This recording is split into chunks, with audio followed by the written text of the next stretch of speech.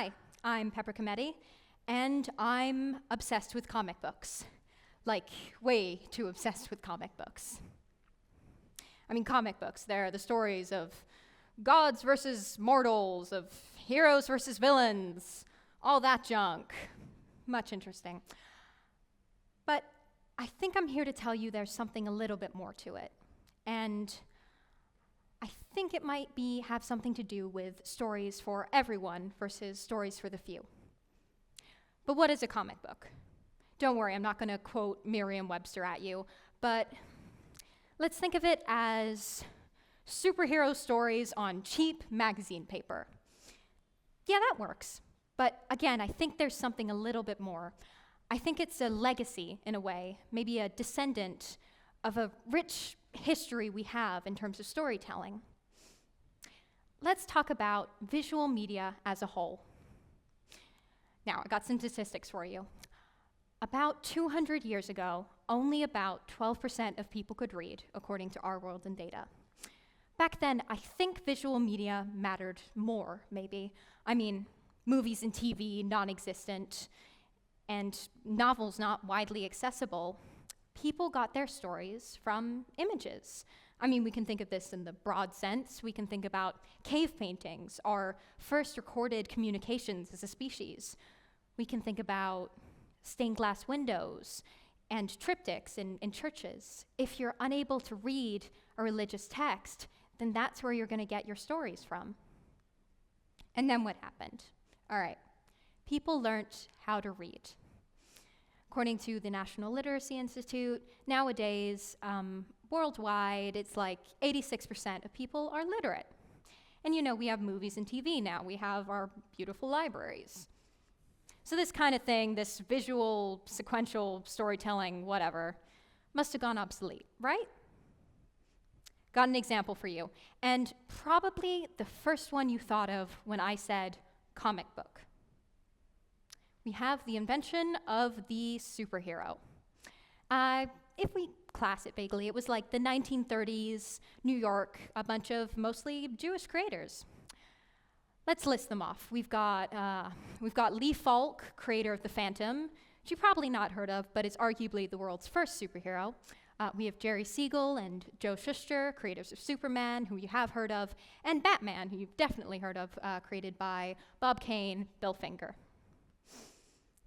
And you know, these led to the superheroes you know you love today, or maybe you don't. We have the Avengers, we have Spider-Man, we have Wonder Woman, et cetera, et cetera.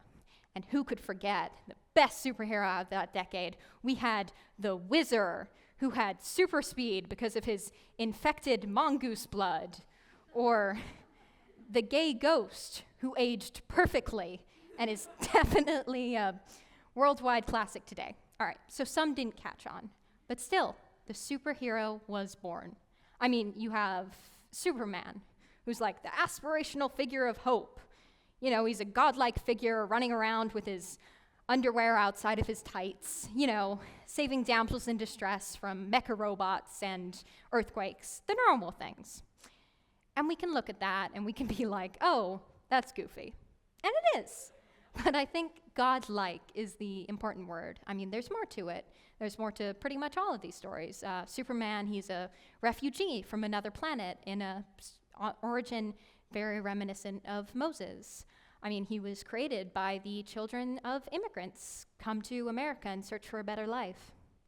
I think that gives a bit of meaning to it. Let's think about superheroes.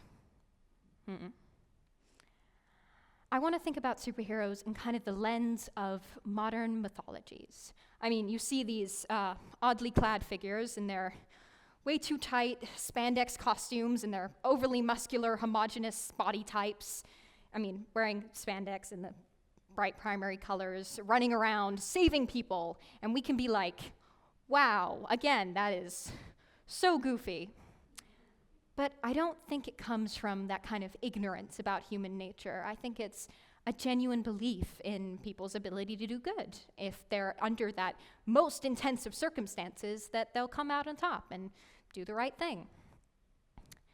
And talking more about superheroes, I mean, they're iconic. You recognize them immediately from, again, the ridiculous spandex costumes, the impractical capes, the masks that only really cover their eyes and not their identities.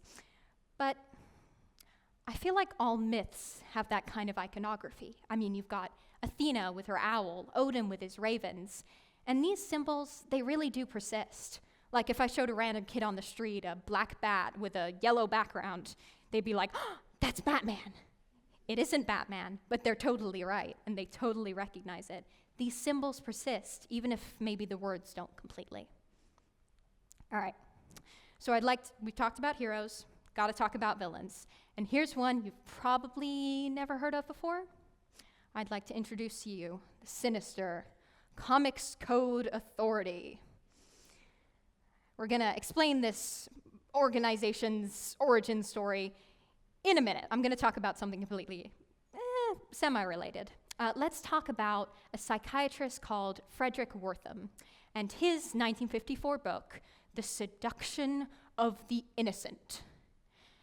I don't really need to tell you much about this book. It's kind of just a bigoted rant about how comic books cause homosexuality or strong female characters cause degeneracy among the day's youth.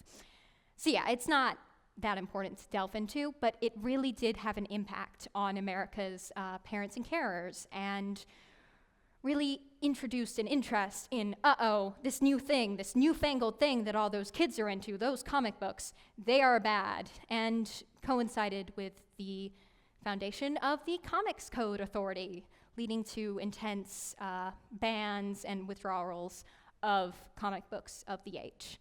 So that's fun. All right.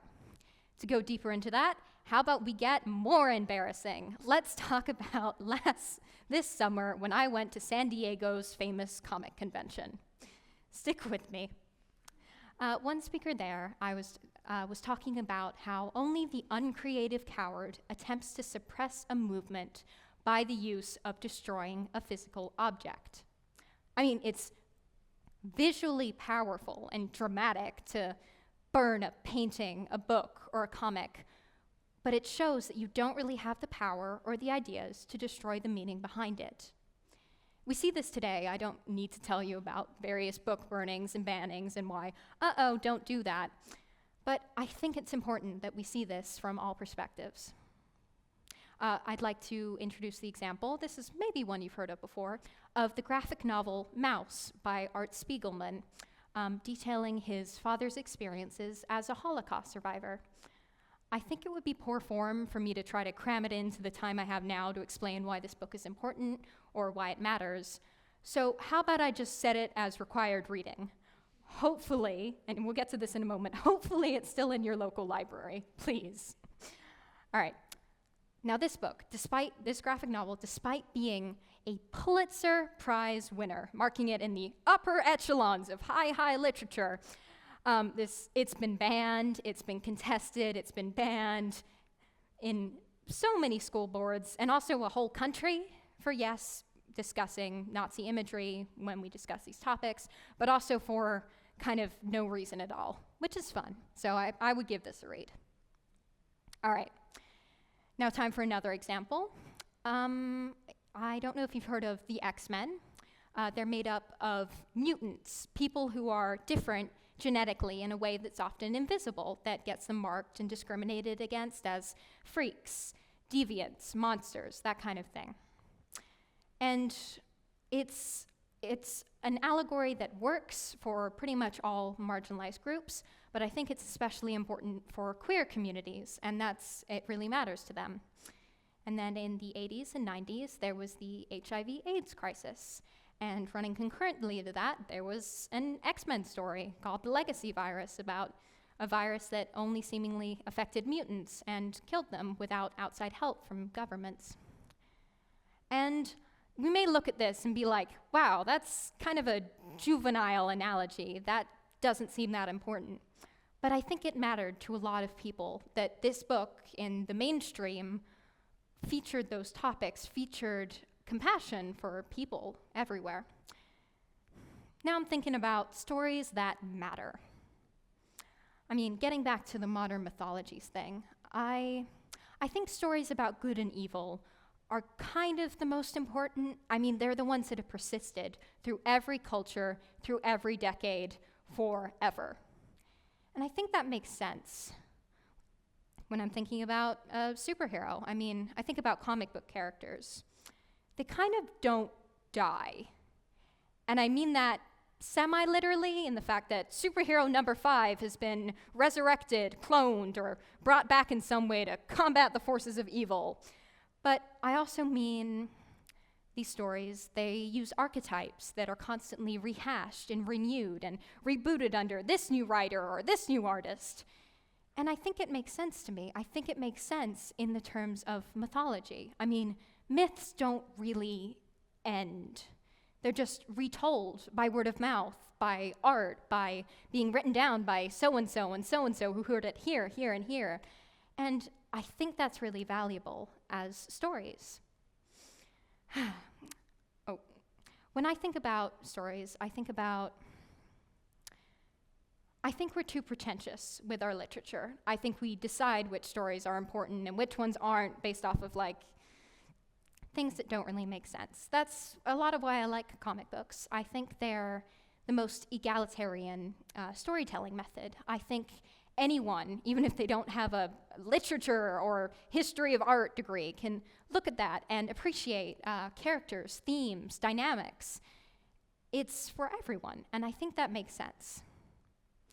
It's not just a Western thing either. I mean, manga sales last year in the entire world made up $14 billion, according to the Gallup Vault. That's a lot. To put that into perspective, that's 10% of all worldwide publishing. It's a lot, and it shows that there's still this interest after so many years. That doesn't even include other types of graphic novels, children's stories, magazines. They're all visual storytelling that has, yes, that simple nature to it of the panels or that kind of thing, but they're for pretty much everyone. And yeah, I'm not going to make you raise your hands because this is a bit of a difficult question, but how many of you read for pleasure or read at all? I think this is a question that gets asked a lot, especially to my generation, where it's like, oh, you young-uns in your attention spans, TikTok, something. I don't know. I'm not going to raise my hackles and be like, oh, no, this is why reading is good, and actually you have to read every Shakespeare. You don't. I feel like we're way too elitist about our literature, and that puts some people off. I think we really just need to accept that not one story is the right type of story, not one art form is the right way to tell an art form. So, if you're one of those people who's not that into reading, or maybe you just don't have the time, I have a proposition for you, okay? It involves a genre that is historical, culturally relevant, and definitely something you should look into. Maybe pick up a comic book. See how you go with it. All right, thank you very much.